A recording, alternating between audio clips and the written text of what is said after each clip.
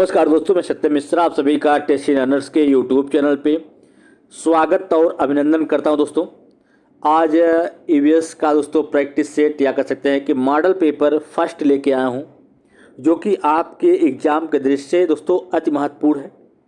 और अब आपका जो दोस्तों एग्ज़ाम है एकदम करीब आ चुका है और अब अपने तैयारी को एकदम अंतिम रूप देने की पारी है। ठीक है, तो चलिए स्टार्ट करते हैं आज की क्लास का पहला प्रश्न। दोस्तों मॉडल पेपर का पहला मॉडल पेपर है और इसका पहला प्रश्न है।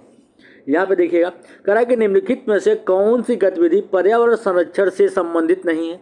वनों उन्मूलन, प्राकृतिक संसाधनों का संरक्षण, बड़े पैमाने पर वृक्षारोपण, जल निकायों की सफाई। तो निम्नलिखित में से कौन सी गतिविधि जो है वो पर्यावरण संरक्षण से संबंधित नहीं है। वनों उन्मूलन, दोस्तों यहाँ पे वनों की अगर कटाई हो जाती है, वनों उन्मूलन से मतलब है कि वनों की कटाई कर देना या वनों को समाप्त कर देना। तो यहाँ पे एक गतिविधि जो है वो पर्यावरण संरक्षण से संबंधित नहीं है, जबकि पर्यावरण का इसके द्वारा हास होता है। जबकि प्राकृतिक संसाधनों का संरक्षण, बड़े पैमाने पर वृक्षारोपण करना, जल निकायों की सफाई करना, सभी क्या है, पर्यावरण संरक्षण से संबंधित गतिविधियां हैं। चलिए दोस्तों अगले प्रश्न पे, प्रश्न संख्या नेक्स्ट है। दोस्तों एक चीज़ और, वीडियो को दोस्तों शेयर जरूर कर दीजिएगा ताकि आपके साथ साथ औरों को भी इस वीडियो का लाभ हो सके। चलिए प्रश्न संख्या नेक्स्ट है कि पर्यावरण अध्ययन के शिक्षण के लिए कौन सी विधि उपयुक्त है। पर्यावरण संरक्षण, पर्यावरण अध्ययन के शिक्षण के लिए कौन सी विधि जो है वो सबसे उपयुक्त है। व्याख्यान विधि, चर्चा विधि, कहानी कथन विधि या गतिविधि आधारित विधि। तो इस प्रश्न का राइट जवाब क्या हो जाएगा, ऑप्शन नंबर 4 होगा कि जितना ज़्यादा बच्चों को गतिविधियों के द्वारा उनको या कह सकते हैं प्रत्यक्ष रूप से अनुभव किया जाएगा या वो किसी कार्य में अपनी गतिविधियों से शामिल होंगे तो वहाँ पे उनका जो अध्ययन है वो बहुत ही अच्छे तरीके से हो सकेगा। चलिए अगले प्रश्न पे, प्रश्न संख्या नेक्स्ट है दोस्तों, इसको देखिएगा। कह रहा है कि सतत एवं व्यापक मूल्यांकन की मुख्य विशेषता क्या है। इससे विद्यार्थियों पर कार्यभार बढ़ता है, यह विद्यार्थियों के प्रत्येक पक्ष का मूल्यांकन करता है, यह परीक्षा के भय को कम करने में सहायक है, यह अंकों को ग्रेड में बदल देता है। तो सतत एवं व्यापक मूल्यांकन, सतत एवं व्यापक मूल्यांकन दोस्तों ये होता है जो कि कक्षा में उपस्थित बच्चे का प्रत्येक पहलू का मूल्यांकन किया जाता है और उसके द्वारा बच्चे के अंदर जो अनावश्यक परीक्षा को लेके भय बना रहता है या एग्जाम को लेके वो भय समाप्त हो जाता है। क्योंकि दोस्तों बच्चे का अगर हम लगातार सतत या कंटिन्यू दोस्तों उसका मूल्यांकन होता रहेगा तो बच्चे की कमियां को पहचाना जाएगा और उसको दूर भी किया जाता रहेगा। तो इस कारण से उसकी जो परीक्षा को लेके जो भय है वो क्या होता है, कम करने में सहायक होता है। तो इस प्रश्न का राइट जवाब ऑप्शन नंबर 3 है। चलिए अगले प्रश्न पे, प्रश्न संख्या नेक्स्ट है दोस्तों, यहाँ पे प्रश्न नेक्स्ट है और निम्नलिखित में से कौन सा प्रयास एवं त्रुटि सिद्धांत का गौड़ नियम नहीं है। दोस्तों यहाँ पे प्रयास एवं त्रुटि के सिद्धांत है जो कि थांडाई के द्वारा दिया गया था और इनके द्वारा कुछ गौड़ नियम बताए गए थे, कुछ मुख्य नियम बताए गए थे। तो इसमें से पूछ रहा है कि कौन सा गौड़ नियम नहीं है। बहु अनुक्रिया का नियम, अभिवृत्ति का नियम, अभ्यास का नियम या तार्किक अनुक्रिया का नियम। तो इसमें से दोस्तों आपको बता दें कि इसमें से गौड़ नियम कौन सा है। बहु अनुक्रिया गौड़ नियम, अभिवृत्ति गौड़ नियम, तार्किक अनुक्रिया गौड़ नियम। जबकि अभ्यास जो है दोस्तों वो क्या है, अभ्यास हुआ, तत्परता का नियम हुए, सभी क्या होते हैं, उनके मुख्य नियम होते हैं। तो यही ऑप्शन नंबर 3 इसका राइट जवाब होगा। चलिए अगले प्रश्न पे, प्रश्न संख्या नेक्स्ट है। यहाँ पे पूछ रहा है कि निम्नलिखित में से कौन सा रोग संक्रामक है। एड्स, हर्पीज, आम सर्दी या कैंसर। तो दोस्तों आप बता दें कि इसमें से संक्रामक जो एक दूसरे से फैलने वाला बीमारी होती है दोस्तों उसे क्या कहते हैं, संक्रामक रोग होता है। तो यहाँ पे जो संक्रामक रोग है दोस्तों आम सर्दी है। अगर आप देखे होंगे किसी को सर्दी जुकाम हुआ रहता है तो उसके पास आने वाले व्यक्ति या उसके द्वारा यूज किए जाने वाले तौलियों वोलियों को यूज करने से भी उसके द्वारा संक्रमक हो जाता है। ठीक है, तो चलिए आगे चलते हैं, प्रश्न संख्या नेक्स्ट देखते हैं।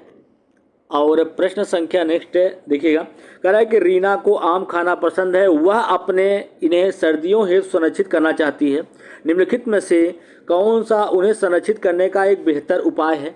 जूस बनाकर वायुरुद्ध पात्र में संग्रहित कीजिए, प्लास्टिक थैली में डाल दीजिए, फ्रिज में संग्रहित कीजिए या आम पापड़ और अचार बना के। तो रीना को आम खाना पसंद है और उन्हें सर्दियों के लिए क्या करना चाहती है, सुरक्षित रखना चाहती है। तो उसके लिए क्या करेगी, उन्हें आम पापड़ और अचार के रूप में संरक्षित कर सकती है। चलिए अगले प्रश्न दोस्तों, तैयारी का अब अंतिम समय आ गया है और तैयारी को अंतिम रूप देने के लिए दोस्तों मेरे द्वारा कुछ आपके लिए मॉडल पेपर तैयार किए गए हैं और उसमें से आज पहला है। चलिए क्वेश्चन नंबर नेक्स्ट है कि निम्नलिखित में से क्या पर्यावरण अध्ययन के लिए सही है। पर्यावरण अध्ययन कक्षा 1 से 5 तक पढ़ाया जाने वाला एक विषय है। कक्षा 1 और 2 के लिए पर्यावरण अध्ययन को भाषा एवं गणित के माध्यम से पढ़ाया जाता है। कक्षा 2, 3 और 4 के लिए ईवीएस के मुद्दों और चिंताओं को भाषा और गणित के माध्यम से सिखाया जाता है। कक्षा 1 और 2 के लिए विज्ञान और सामाजिक विज्ञान के माध्यम से पर्यावरण अध्ययन की चिंताओं मुद्दों को सिखाया जाता है। दोस्तों आपको बता दें कि पर्यावरण अध्ययन की जो पुस्तक होती है 1 और 2 में नहीं चलती है, तो पर्यावरण अध्ययन जो है वो कक्षा 1 और 2 में भाषा और गणित के माध्यम से ही सिखाया जाता है। तो इस प्रश्न का राइट जवाब क्या हो जाएगा? ऑप्शन नंबर 2 होगा। चलिए दोस्तों अगले प्रश्न पे, प्रश्न संख्या नेक्स्ट है। अब यहाँ पे देखिए कहा कि पर्यावरण अध्ययन के पुस्तकों में दिए गए प्रयोगों के परिणाम क्या हैं? परिणाम, ठीक है, प्रयोग के अंत में दिए जाने चाहिए जिससे विद्यार्थी उनकी पुष्टि कर सके, नहीं दिए जाने चाहिए क्योंकि विद्यार्थियों को स्वयं अवलोकन करके निष्कर्ष तक पहुंचना चाहिए। पर्यावरण अध्ययन अध्यापक द्वारा स्पष्ट किया जाना चाहिए, प्रयोग के अंत में स्पष्ट किए जाने चाहिए जिससे विद्यार्थी याद कर सके। तो पर्यावरण अध्ययन की पुस्तक में दिए गए प्रयोग के परिणाम जो हैं वो नहीं दिए जाने चाहिए, क्योंकि ताकि जो विद्यार्थी हैं खुद स्वयं से उस चीज़ का अवलोकन करें और उसको निष्कर्ष तक पहुँचने की कोशिश करें या पहुँचे जाएँ। ठीक है, चलिए अगले प्रश्न पे, प्रश्न संख्या नेक्स्ट है दोस्तों। अब प्रश्न नेक्स्ट है, देखिए क्या पूछा है कि हमारे देश के किस भाग से लोग के रहने के लिए बड़े तिकोने टेंट को रेबो कहते हैं और जानवरों को रहने के स्थान को लेखा कहता है। दोस्तों हमारे देश के किस भाग के लोग रहने के लिए बड़े तिकोने टेंट का यूज करते हैं, जिसे क्या कहता है? जिसे रेबो कहते हैं। ठीक है, और उनके जहाँ पे जानवरों को रखते हैं उस स्थान को लेखा कहता है। तो यह स्थान कहाँ पे है? अरुणाचल प्रदेश, मेघालय, जम्मू कश्मीर, लेह और लद्दाख। तो इस प्रश्न का राइट जवाब दोस्तों क्या हो जाएगा? ऑप्शन नंबर 4 इसका राइट जवाब होगा, लेह और लद्दाख। ठीक है, चलिए अगले प्रश्न पे। अब प्रश्न संख्या नेक्स्ट है दोस्तों, इसको देखिएगा यहाँ पे क्या पूछा जा रहा है, इसको ध्यान से पढ़िए। पहले कह रहा है कि किसी विद्यार्थी द्वारा नीचे दिए गए कथनों पर विचार कीजिए। मैं जिस जगह से आई हूँ वह एक पहाड़ी इलाका है। हमारे यहाँ बहुत बारिश होती है और बर्फ़ भी पड़ती है। जब ठंड अधिक होती है तो हमें धूप में बैठना अच्छा लगता है। हमारे घर पत्थर तथा लकड़ी के बनते हैं। यह छात्रा कहाँ से आई है? असम से, तमिलनाडु, हिमाचल प्रदेश या राजस्थान।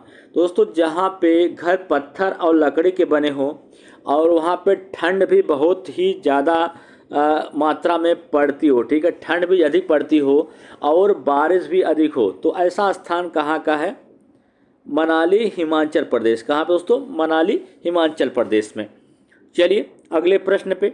अब प्रश्न संख्या नेक्स्ट है दोस्तों, और कमेंट में ज़रूर बताइए दोस्तों कि आपकी तैयारी, इससे पता चलेगा कि आपकी कितनी अच्छी तैयारी है। कितने प्रश्नों का आप आंसर दे सकते हैं उसको भी कमेंट में ज़रूर बताइएगा। कह रहा है कि निम्नलिखित में से क्या पर्यावरण अध्ययन की कक्षा में शिक्षक के लिए आसान है? विद्यार्थियों को व्यस्त रखना, विद्यार्थियों को सूचना देना, विद्यार्थियों के विचारों को महत्व देना, विद्यार्थियों को सीखने के अवसर प्रदान करना। तो सबसे आसान कक्षा में जो शिक्षक है दोस्तों उसके लिए सबसे आसान क्या है? इसमें से सिर्फ उनको कोई सूचना देना हो तो चीज़ें बहुत ही आसान होती हैं, बजाय विद्यार्थियों को व्यस्त रखने के लिए, विद्यार्थियों के विचार को महत्व देने के लिए या उन्हें सीखने के अवसर देने के लिए। तो शिक्षक के लिए सबसे आसान जो होता है दोस्तों, सिर्फ उनको क्या कर देना, किसी सूचना को उनको बता देना, वो सबसे आसान होता है। चलिए आगे चलते हैं प्रश्न संख्या नेक्स्ट पे। यहाँ पे पूछा रहा है कि एस्किमो अपने घर यानी इग्लो को बर्फ़ से बनाता है, इसका कारण क्या है? दोस्तों एस्किमो क्या है? एक कह सकते हैं कि शिकारी समूह होता है जो कि अपने घर का निर्माण किससे करते हैं?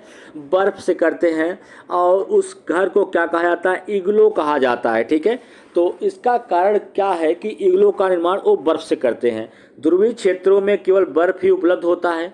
बर्फ ठंडी हवा और पानी को अंदर नहीं आने देता। बर्फ की दीवारों के बीच हवा अंदर की ऊष्मा को बाहर निकलने से रोकती है। बर्फ निःशुल्क उपलब्ध होता है, यह अन्य सामग्री पर काफ़ी खर्च हो जाता है। तो एस्किमो जो अपने घर है इल्गो का निर्माण बर्फ से करता है, इसलिए कि क्योंकि बर्फ की दीवारों के बीच हवा अंदर की ऊष्मा को बाहर निकलने से रोकती है, जिससे दोस्तों अंदर हवा प्रवेश नहीं करती है और अंदर की जो गर्मी है या वो अंदर बनी रहती है। ठीक है, चलिए इस प्रश्न का राइट जवाब ऑप्शन नंबर 3 हो जाएगा। चलिए दोस्तों अगले प्रश्न पे, प्रश्न संख्या नेक्स्ट है और अच्छे प्रश्न है दोस्तों कि निम्नलिखित में से क्या पर्यावरण अध्ययन की पाठ्य पुस्तक के लिए सुझावित थीम की उप थीम है। दोस्तों आपको बता दें कि पर्यावरण अध्ययन के लिए सुझावित जो थीमों की संख्या है वो कितनी थीम है दोस्तों, थीमों की संख्या मुक्त कितनी है, 6 थीम होते हैं। ठीक है, तो इसमें से आपको बताना है कि कौन सी उप थीम है। तो परिवार एवं मित्र एक थीम है, हम चीज़ें कैसे बनाते हैं थीम है, आवास, यात्रा, भोजन। ठीक है दोस्तों, ये सभी क्या होते हैं आपके थीम होते हैं, जबकि जानवर और पौधे जो हैं ये क्या है, एक उप थीम है। और किसका उप थीम है दोस्तों, परिवार एवं मित्र का उप थीम है। तो इस प्रश्न का राइट जवाब ऑप्शन नंबर 4 होगा।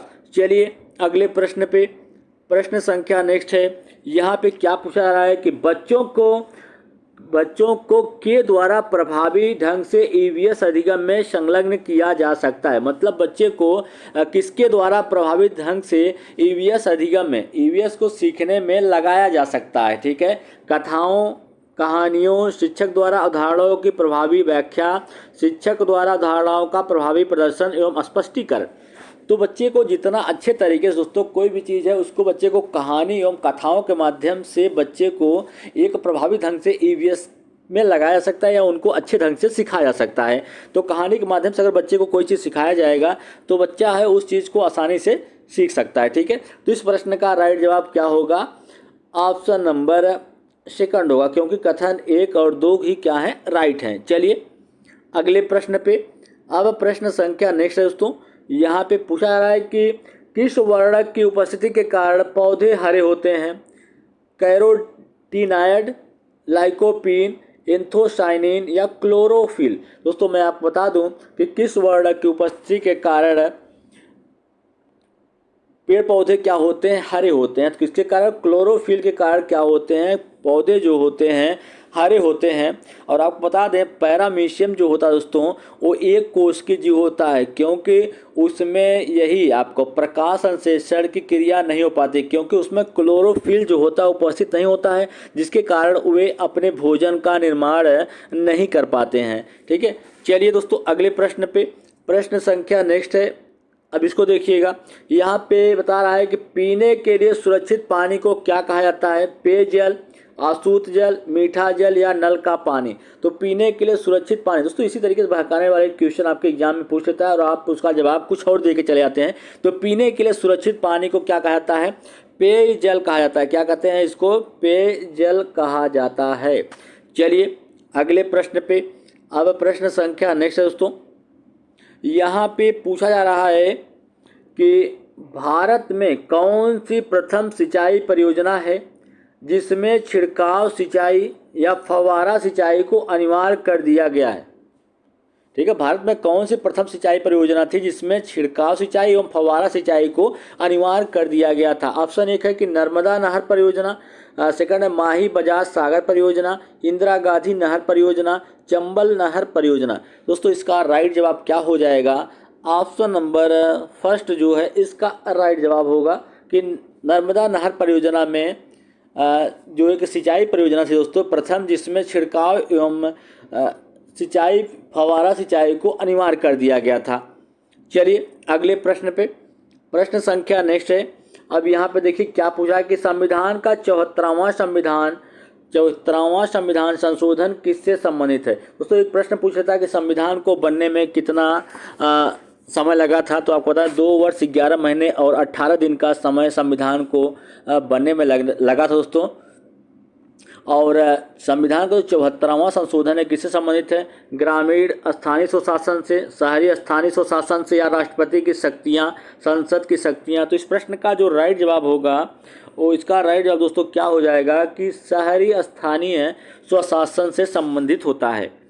चलिए आगे प्रश्न संख्या नेक्स्ट है, यहाँ पे इनमें से किस परिस्थिति में वाष्पीकरण की प्रक्रिया सबसे धीमी होती है या सबसे धीमी होगी? पृष्ठीय क्षेत्रफल और तापमान दोनों वृद्धि होती है तो जो वाष्पीकरण बहुत ही तेज होगा दोस्तों। पृष्ठीय क्षेत्रफल बढ़ता है लेकिन तापमान घटता है, पृष्ठीय क्षेत्रफल घटता है लेकिन तापमान बढ़ता है। पृष्ठीय क्षेत्रफल और तापमान दोनों जब घटते हैं तो वाष्पीकरण की जो प्रक्रिया है वो कैसी होगी? धीमी होगी। इस प्रश्न का राइट जवाब ऑप्शन नंबर 4 है। चलिए अगले प्रश्न पे, अब यहाँ पे प्रश्न संख्या नेक्स्ट है, कह रहा है कि प्रकाश संश्लेषण के दौरान बनने वाले उत्पाद क्या है? प्रकाश संश्लेषण वह क्रिया होती है जिसमें पौधे जो होते हैं अपने भोजन का निर्माण करते हैं। और किस उपस्थिति में दोस्तों? कार्बन डाइऑक्साइड होता है, सूर्य का प्रकाश होता है, क्लोरोफिल होता है, इन सब की उपस्थिति में पौधे अपने भोजन का निर्माण करते हैं। तो उस दौरान जब भोजन का निर्माण करते हैं तो बनने वाला उत्पाद क्या है? ग्लूकोज, जल और ऑक्सीजन, ग्लूकोज, ऑक्सीजन, या स्टार्च और ऑक्सीजन, या स्टार्च, जल या ऑक्सीजन। दोस्तों क्या बनता है आपको बता दें कि कौन सा उत्पाद बनता है जब प्रकाश संश्लेषण क्रिया होती है? तो ग्लूकोज बनता है, जल और ऑक्सीजन। तो इस प्रश्न का राइट जवाब ऑप्शन नंबर 1 हो जाएगा। चलिए अगले प्रश्न पे, अब प्रश्न संख्या नेक्स्ट है दोस्तों, कह रहा है कि निम्नलिखित में से क्या पर्यावरण अध्ययन में बच्चों के लिए ज्ञान की रचना करने के लिए प्रभावशाली संसाधन नहीं होगा? वास्तविक जीवन की घटनाएं, समुदाय सदस्य, कक्षा की चार दीवारी, या बच्चों के स्थानीय संसाधनों का उपयोग। तो कह रहा है कि इसमें से क्या पर्यावरण अध्ययन में बच्चों के लिए ज्ञान की रचना के लिए प्रभावशाली संसाधन नहीं है? दोस्तों कक्षा की जो चार दीवारी है उससे कोई ज्ञान का प्रभावी संसाधन नहीं है, क्योंकि चार दीवारी में रख के बच्चे को ज्ञान देना उससे बाहर है कि बच्चे को बाहर की दुनिया के साथ जोड़ के उसको ज्ञान दिया जाए। कक्षा की चार दीवारी जो है उस बच्चों को बाहर रख कर भी पढ़ाया जा सकता है, ठीक है। तो कक्षा के चार दीवारी से कोई भी ज्ञान का लेना देना नहीं है। तो इस प्रश्न का राइट जवाब ऑप्शन नंबर 3 हो जाएगा। देखिए दोस्तों, तो इसका ऑप्शन नंबर आपका जो कथन है वो क्या है? सी सही है। तो इस हिसाब से इसका राइट जवाब क्या हो जाएगा? ऑप्शन नंबर 2 होगा। चलिए अगले प्रश्न पे, प्रश्न संख्या नेक्स्ट है, यहाँ पे पूछा जा रहा है कि ईवीएस की एक शिक्षिका जो अपने छात्रों में सृजनात्मकता को बढ़ावा देने के लिए अपसारी प्रश्न पूछेगी, उसे चुनिए। अपसारी ऐसे प्रश्न होते हैं अपसारी जो कि मुक्त अंत वाले होते हैं दोस्तों, जिनका कोई एक फिक्स आंसर नहीं होता है और उनका जवाब कई तरीके से दिया जा सकता है। ऐसे प्रश्न अपसारी प्रश्न कहलाते हैं। और अभिसारी प्रश्न वो प्रश्न होते हैं जिनका बना बनाया जवाब दिया जाता है, ठीक है। वो ठीक है।